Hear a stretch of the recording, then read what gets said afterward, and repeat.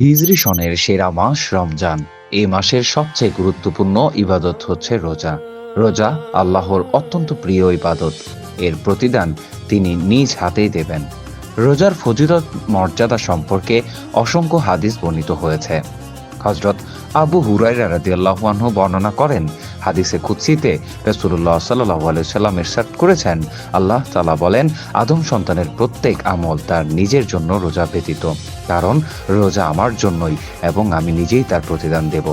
রোজা ঢালস্বরূপ, তোমাদের কেউ যেন সিয়াম পালনের দিন অশ্লীলতায় লিপ্ত না হয় এবং ঝগড়া বিবাদ না করে। যদি কেউ তাকে গালি দেয় অথবা তার সঙ্গে ঝগড়া করে, তাহলে সে যেন আমি একজন রোজাদার যার হাতে মুহাম্মাদের প্রাণ, তার শপথ, অবশ্যই রোজাদারদের মুখের গন্ধেও আল্লাহর কাছে মেশকের সুগন্ধের চেয়েও সুগন্ধময়।